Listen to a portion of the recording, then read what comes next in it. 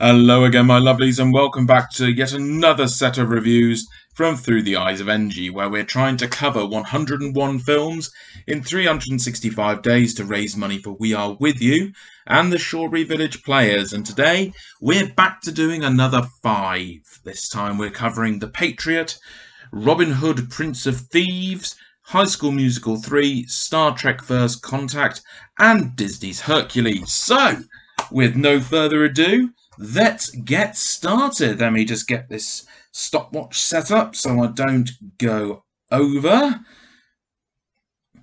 Incidentally, doing these 5 films at the moment is tricky. Obviously, having to watch 5 films in a short amount of time isn't as quick and easy as it sounds. And yes, I am just stalling for time because I forgot to set up the stopwatch. So, starting off. So, the first one we're looking at today is The Patriot. It was released in the year 2000. It was directed by Roland Emmerich, and it was written by Robert Rodat. It starred Mel Gibson as Benjamin Martin, Heath Ledger as Gabriel Martin, Jason Isaac as Colonel William Tavington, Chris Cooper as Colonel Harry Burwell, and Tom Wilkinson as General Lord Charles Cornwallis. Peaceful farmer Benjamin Martin is driven to lead the colonial militia during the American Revolution, when a sadistic British officer murders his son. Kind of glad this one fell when it did, because the funny thing is, last time we covered High Fidelity, and I actually went to see The Patriot, and before we went into the film, got given a free ticket to see High Fidelity. What are the chances? So, The Patriot's a brilliant film. It's obviously films like this are a little tricky because when you're basing a film on events that happened in real life, then there's often the temptation to make sure that you slavishly follow the events that actually happened. And The Patriot does and it doesn't. Now, it does dance around a number of real life events or circumstances that were present at the time. So it's kind of bizarre to me whenever I watch this film that Benjamin Martin isn't depicted as a slave owner when it's entirely probable that he would have been. However, that being said, The Patriot's a really solid, easy watching action film. And at one point, I kind of thought of it as a guilty pleasure. And having rewatched it, I'm not so sure because it's a very grounded film. It does feel a little like Braveheart during the American Revolution. And ultimately, there's nothing wrong with that. And I actually prefer The Patriot to Braveheart because I find that Braveheart, the first half of Braveheart, is absolutely fantastic, but it kind of loses wind for the final hour of the film, whereas The Patriot keeps the pace going all the way through. And part of the reason I find it so great, really, is Mel Gibson, and he really was at the height of his star power around about this time, having really launched himself into the real big leagues with Braveheart. And a lot of the films he made in the 90s were big, star-driven properties that he drove with his personality. I mean, even low-level stuff like Ransom is a great film, and obviously Mel Gibson personally went off the rails quite a while ago. But you got to remember at the time he was one of the biggest stars in the world, and even stuff that wouldn't maybe have been that big if it had had a lesser actor, like you look at Maverick, which again is a great film, and a lot of that comes from the charisma of Gibson. And The Patriot, really, it is very much his film, and when he's not in the film, it does kind of lose its track, and part of that's due to the child actors who play Gibson's 7 children, and with the exception of Gabriel, played by the great Heath Ledger, they're not very good. But that's a problem that we have often with a lot of child actors, and Harry Potter is probably one of the bigger offenders here, where big parts of the story are forced to rely on child actors who look like they're struggling to remember the lines. But, Mel's never not in the film for long, and when he's in the film, it soars. It's great. And there genuinely is a lot to love in The Patriot, and certainly it's historically accurate in the costumes, the fighting styles, the weaponry used, and the like, as the Smithsonian did actually oversee the historical accuracy parts of the film. So, all in all, it's just a great film. It's got great action sequence. It's brilliantly choreographed. Gibson and Jason Isaac make a good pairing. Jason Isaac is very much playing the stereotypical hateful British panto villain. More on that in a second. And he's great. He plays a really snivelling, moustache-twirlingly evil bastard, and I kind of love it. And even actors I don't think much of, like Tom Wilkinson, play their parts extremely well. All in all, it's just a good film. It's good, solid entertainment. I can't really say more than that, apart from the fact it's on Netflix. So if you're subscribed, you really haven't got any excuse. But speaking of sneeringly evil pantomime British villains, the next one we've got is Robin Hood, Prince of Thieves, which was released in 1991. It was directed by Kevin Reynolds, written by Penn Densham and John Watson. It starred Kevin Costner as Robin of Locksley, Morgan Freeman as Azim, Mary Mastranitonio, I probably just murdered that name, as Maid Marian, Christian Slater as Will Scarlet, and Alan Rickman as the Sheriff of Nottingham. When Robin and his Moorish companion come to England and the tyranny of the Sheriff of Nottingham, he decides to fight back as an outlaw.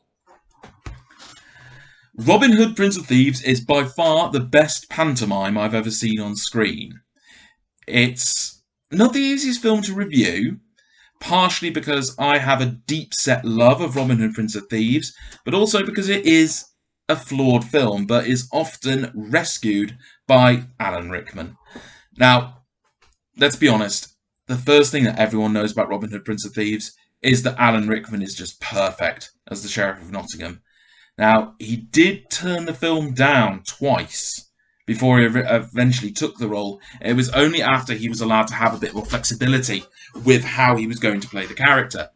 And he said in repeated interviews after the film was released, he would improvise a lot of the lines. Cancel Christmas one. You in my room 10:30. You in my room 10:45. Bring a friend. Were films that were lines that he improvised, and he always knew he was doing a good job because he'd be looking at the camera and he'd be seeing members of the crew having to pretend they're not laughing. He does save the film, and the film does have more of an energy when he's on screen, but he does kind of turn it into a pantomime. And that kind of clashes with the tone elsewhere, because Robin Hood, Prince of Thieves is actually quite a dark film, and I'd forgotten how dark it gets in places. And certainly in the opening in Jerusalem, it's with all the prisoners and almost some body horror going on there, with how they're carrying their various injuries and guys wandering around the film having had their eyes put out, and the gore effects are kind of at the higher end for a PG. I mean, the previous head of the BBFC, the British Board of Film Certification, said that one of his great regrets was giving Robin Hood, Prince of Thieves a PG rating rather than a 12. And it does feel more like a 12. And it's really dark and gory, and teenage me absolutely loved it, as do I now. I can recognise the numerous flaws that pop up in Robin Hood, Prince of Thieves, including the Bryan Adams song that plays at every opportunity. And I like Bryan Adams, but that song, I think because it was played so much and it was number one for so long, everyone kind of hated it after a while. But as a teenager and now, I love Robin Hood, Prince of Thieves, partially because it does feel like a pantomime. And it's just great fun to watch. And yeah, okay, fair enough. It's not historically accurate. You'll notice there's no King John in the film. And it doesn't even follow the legend of Robin Hood, because Azim didn't turn up there either. But to be perfectly frank, who bloody cares? You don't watch Robin Hood, Prince of Thieves as a historical showing of that period of history. you probably don't really watch it because you're a great fan of the legend of Robin Hood. You watch it because it's a great, fun little film that maybe was probably advertised to death just before it came out. Okay, sure, yeah, I can't really disagree with that. But it's just fun. It's just good fun to watch. And it's so much fun that you kind of find yourself ignoring Kevin Costner's accent because, yes, Kevin Costner is an American and he doesn't try very hard to do an English accent, mainly at the director's request, because from what I gather, his English accent was bloody awful. And we didn't want a Dick Van Dyke and Mary Poppins scenario where the thing the film was remembered for was a terrible British accent, rather than a hysterical pantomime performance by Alan Rickman, who I understand had a lot of his scenes cut out of the final film because Kevin Costner, quite rightly, thought that Alan Rickman was upstaging him. And it's entirely true, because Alan Rickman upstages Kevin Costner every single moment of the film. It's got great sword fights, the archery is done really well, the comedy is on point. It's actually a lot funnier than the spoof that followed with Robin Hood Men in Tights. So, Robin Hood Prince of Thieves, brilliant film. If you haven't seen this classic already, you need to fix that as soon as you can. Right, moving swiftly on. Next film we're covering, God help us, is High School Musical 3. Released in 2008, directed by Kenny Ortega, written by Peter Barasochny. Starring Zac Efron as Troy, Vanessa Hudgens as Gabriella, Ashley Tisdale as Sharpay, Lucas Gabriel as Ryan, and Cordin Bleu as Chad. As seniors in high school, Troy and Gabriella struggle with the idea of being separated from one another as college approaches. Along with the rest of the Wildcats, they stage a spring musical to address their experiences, hopes and fears about their future. Right, the other High School Musical. At this point, I genuinely don't know what the hell there is left to say. I've covered the other two already. Those reviews are in a lot more depth, and I'm able to cover a wider variety of subjects. But watching High School Musical 3, I was generally sitting there going, I'm done. I've watched all of them now. All the films, anyway. Well, the main 3 films, because I didn't look at Sharpay's Great Adventure, or the TV show, or any adaptations of the actual High School Musical. And, to be honest, I've got no interest in doing so. High School Musical, as I've said from the very beginning, is a franchise that is not aimed at me. I am not the target audience for these films, and I feel it watching the third one. But I did make a few interesting observations watching the third High School Musical. The first one being there seemed to be a lot more Zac Efron. And I wonder if some producers at Disney had realised what a draw Zac Efron was for the target audience. Now, as with the other 2 High School Musicals, I did watch this one with Laura. And Laura, who sat and I think, with the exception of Sharpay's scenes, really quite enjoyed the other 2. And this one, I think she was just bored. And we got to talking quite a lot during the film. And one thing she identified was, whilst it was never her cup of tea, round about the time the first 2 were coming out, she might have been round about the right age range that these films were aimed at. And they noticed that the popularity of Zac Efron was what was drawing a lot of people to young women, to watch the film. And thusly, he seems to be in this one a lot more than he was the others. And this led to kind of a heavy repetition in the songs, because there must have been 4 or 5 songs involving Zac Efron, which were about fears of for the future. And once you've heard one of these power ballads, you've kind of heard them all. Now, some of the other songs, Sharpay and her brother have a good number early on, which is How They Want the World, and that's quite well put together. But that's one number, and for every one number like that, there's 5 or 6 others of either Gabriella or Troy singing about how they're worried for the future. And once you've seen one, you've seen them all. And yeah, so there's almost like they're bringing in new characters so they can continue this on, ones who aren't in their final year of school. So you get a new Zac Efron and a new Sharpay, I guess, and another Chad, who is quite clearly being set up and given character traits for future films going forward. And it's possible they didn't go forward with more films with these characters because they're bloody terrible. And the films, it's just boring in comparison to the others. At least with the others, there was some interesting choreography, which you come to expect from a director who started life as a choreographer. But the choreography is kind of flat. The musical numbers are repetitive.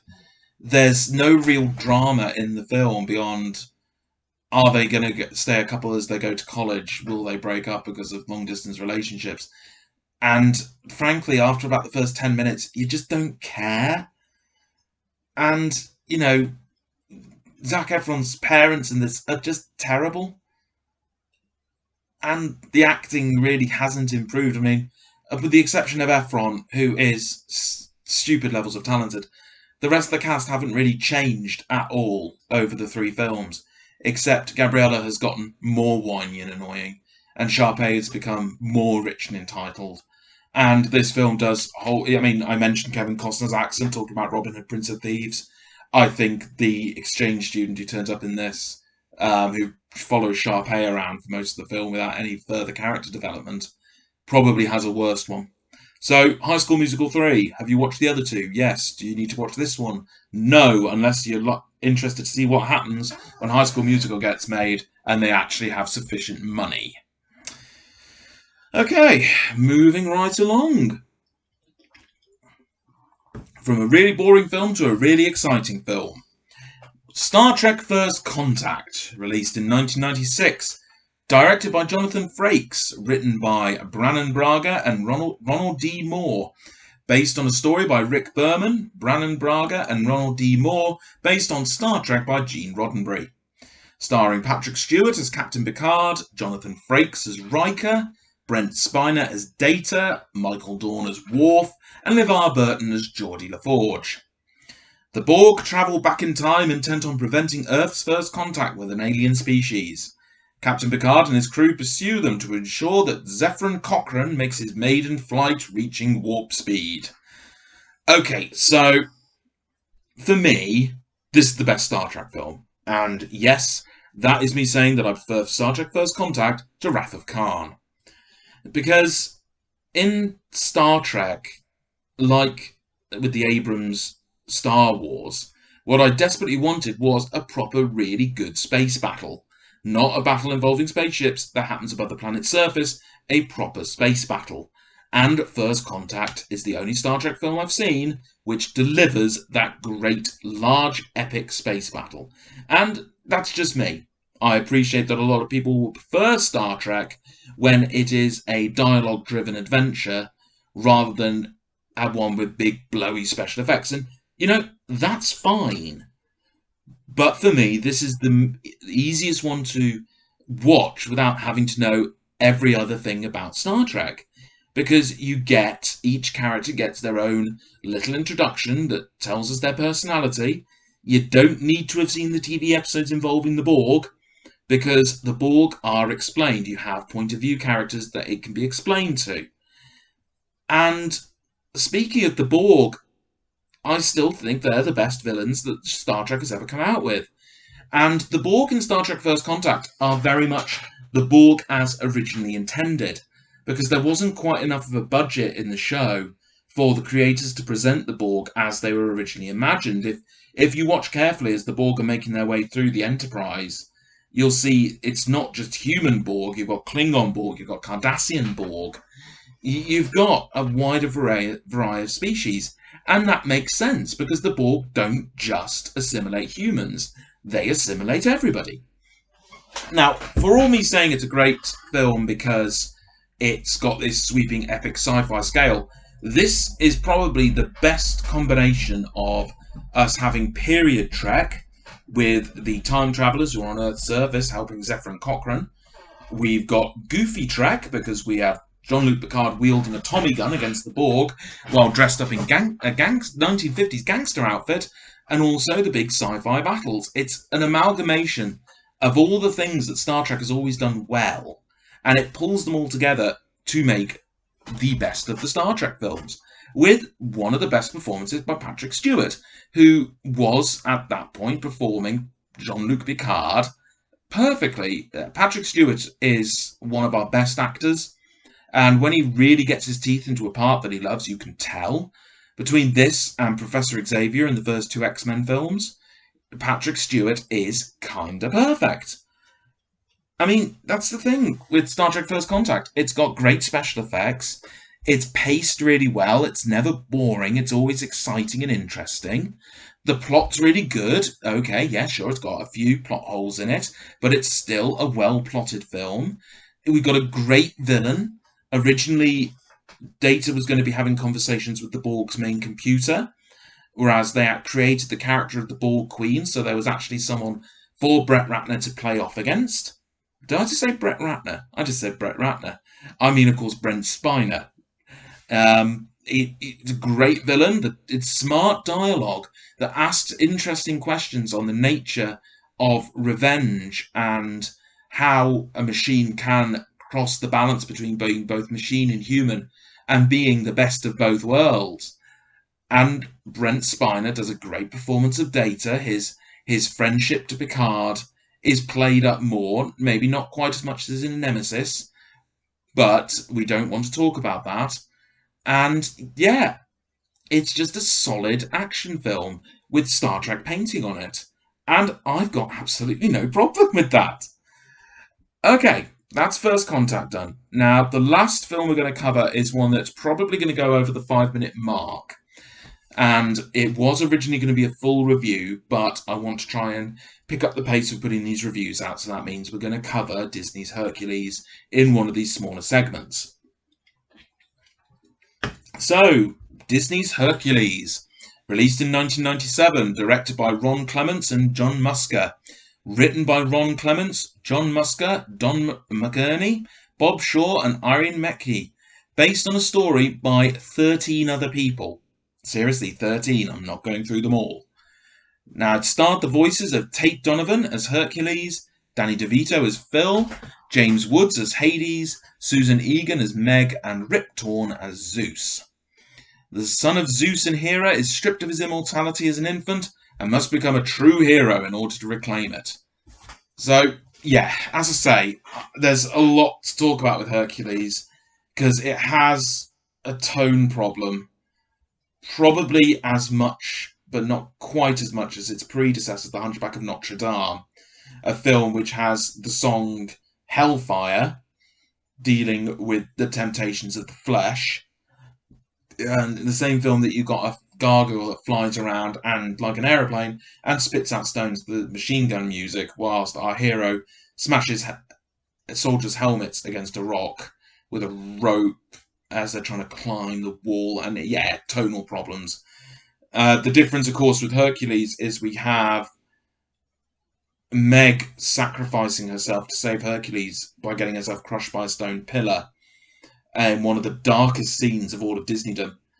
Hercules then jumps on Pegasus, flies off, saves Mount Olympus, defeats the Titans, and then in this massive, colourful, joyous kind of action sequence, and then flies back to crush Meg. Tonal problems. Now, there are a lot of differences to the original myth in Disney's Hercules. We've got Hera wasn't actually Hercules' mother. The Fates didn't share an eye. Pegasus was created by the blood of Medusa, not clouds. Zeus didn't bestow the underworld on Hades, but the two of them, along with Poseidon, drew lots. The movie has Hades releasing the Titans from a place at the bottom of the ocean for reasons that aren't explained why he couldn't do that before, really. But they were actually in Tartarus, which was the deepest and worst section of the underworld. The Cyclops was a brother to the Titans. He wasn't actually a Titan. The Titans say that Zeus put them in the prison, but actually it was Zeus's grandfather that did that. Narcissus isn't a Greek god, so he wouldn't be at Mount Olympus. And Hercules' first wife was Megara, but he went into a rage and killed her and his children, which prompted the trials of Hercules. And I am going to call him Hercules through this. I'm not calling him Heracles, because the movie calls him Hercules, and I'm just going to stick with it. So, with all that, The situation of Disney was interesting at this time because Muster and Clements had restarted the animation golden age when they had done The Little Mermaid in 1989. But they really wanted to do a adaptation of Treasure Planet. So the head of the studio at the time, after the success of The Little Mermaid, when Muster and Clements came back with Treasure Planet, went, "Oh, no, there's a bunch of studio guys who've been trying to do this Arabian Nights thing for years. So go and fix that, and then we'll talk about a Treasure Island film." So they went off and did Aladdin, which made massive amounts of money. Similar situation with The Hunchback of Notre Dame. Then a similar situation with Pocahontas. And Muster and Clements were coming back each time and just going to Jeffrey Katzenberg, "Hey, we're making you buckets of money. Can we please make our passion project now?" And the head of the studio's response was, "Okay, make me another film, another big hit that appeals to everybody, has all of the pop culture references that we've learned from Aladdin really work, and we'll just make buckets of money, and then you can make your dream project you wanted to do for over a decade." So Muster and Clements' choice was Hercules. So that's kind of a lot of pressure to be putting on a directorial duo so they can make their passion project. And maybe that's kind of the issue with Hercules, that it's trying to appeal to everyone and cover everything, because the push from the directors was that they wanted to make a film that was a mixture of Superman and also talking about sports endorsing. And that's an interesting combination. I mean, certainly the endorsement part is kind of covered in one scene and then never really comes up again. But the Superman analogy is one I do find interesting, because with Superman, he is born with power, but he learns about responsibility first and is then finally challenged. Whereas with Hercules, he kind of has his power. There's some janky MacGuffin about him having to prove himself a true hero in order to rejoin the gods. But other than my mum and dad are gods, there's no great incentive for Hercules to become a god. And it's never really explained that the whole become a true hero and you become a god, is that just for people with God, the blood of a god, the offspring of gods, or is that when Zeus got a little randy and turned himself into an animal to make out with humans? Are those offspring, if they prove themselves a true hero, do they get to become a god? The film's messy, is what I'm trying to get at. But at the same time, I should probably throw in the caveat now, after nearly 6 minutes of talking about it, is that I love Hercules, and it's probably one of my favourite Disney films. I just, like with Robin Hood, Prince of Thieves, I am aware that it has a lot of issues. And maybe the real polarising issue for me when it comes to discussing Hercules is that James Woods' performance as Hades is... my favourite two Disney villains... My favourite, and always will be, Gaston. But I think the best one they've ever presented was Judge Claude Frollo in The Hunchback of Notre Dame. And the only reason I can't say Hades is because James Woods is a complete and utter shit. But his performance in this, is his rapid-fire delivery of lines and the improvisation he put in is absolutely brilliant. But, Disney villains, they've kind of been on the downturn round about the time of Hercules. I mean, certainly Disney has given us truly great villains in the past. We've had Ursula, Jafar, Scar, arguably Hades. But since the Witch Doctor in The Princess and the Frog, we haven't really had a truly great diabolical pantomime Disney villain.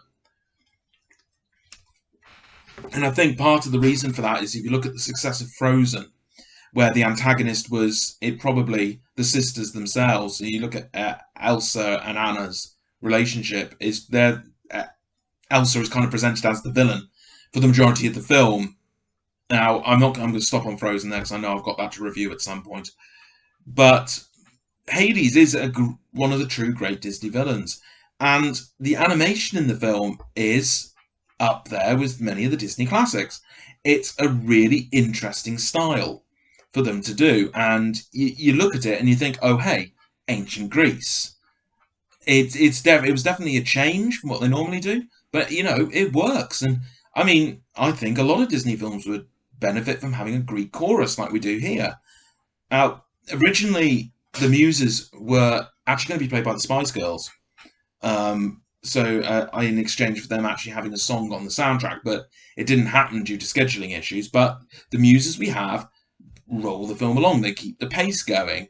They provide the best musical numbers, and the musical numbers are fantastic. And that's the thing. Hercules has got a great soundtrack. It's really good fun. A lot of the jokes are very much of the time. There's kind of an opening joke that compares Thebes to New York in the 90s that doesn't quite click now. But, a lot of the jokes land. And, yeah, great soundtrack. It's got tonal problems, but not like with The Hunchback of Notre Dame, where the tonal problems threaten to derail the whole film. Whereas the tonal problems in Hercules are more of a distraction than something that completely dislodges the film. Danny DeVito, sorry Rosie, Danny DeVito as Phil is almost blatantly trying to fill the Robin Williams shaped hole that would have been here if they hadn't cast a celebrity comedian to play the part. And Robin Williams doing the genie worked because the part was written for Robin Williams. However, the success of his performance started a trend that had kind of started beforehand with Oliver and Company. But before then, they didn't really have big names playing animated characters. And it didn't... I mean, you look at... Aladdin obviously had Robin Williams for the genie. And then you had The Lion King that actually had quite a lot of named stars that probably set off the... If Aladdin set off having a well-known comedian play a comic relief role, then The Lion King probably started having a full celebrity cast. And unfortunately, both of these paths led us to Shrek. But Danny DeVito the role wasn't written for Danny DeVito, and he turned it down multiple times until he was convinced to do it over a lunch while he was making Matilda. And there could have been many other genuinely funny comedians the script could have been melded to fit, rather than just having Danny DeVito barking away. And it doesn't work when he's been such a cynical bastard all the way through, to then try and do the whole, "you got to go the distance, kid," by the end of it. But yeah, Hercules, it's an oddity in the Disney pantheon. There were definitely films that followed it that were worse. I still think Pocahontas is a hot steaming mess. But at the end of the day, Aladdin, like with Star Trek First Contact and Prince of Thieves, it's just fun to watch. It's an hour and a half, it's light-hearted, it's really quite funny, the soundtrack's great. I will always recommend Hercules, whilst also acknowledging that it's a bit of a mess. And on that note, that's another 5. So, we will be back in a week's time, hopefully, where we are going to cover Atlantis, The Lost Empire, at long last. We're going to look at Dead Poets Society. We're going to look at the 2009 version of Star Trek. We're going to look at the Gangs of New York. And then, because I'm an idiot and I forgot I had to do it at Christmas time, we're also going to look at the Christmas Chronicles. So thank you again for watching. I do hope you've enjoyed this rapid run through. I've gone through as quick as I can. It's Hercules' fault I've overdone. Ultimately, blame Rosie. It's not my fault. Thank you very much indeed for watching, and we'll see you again soon. Bye.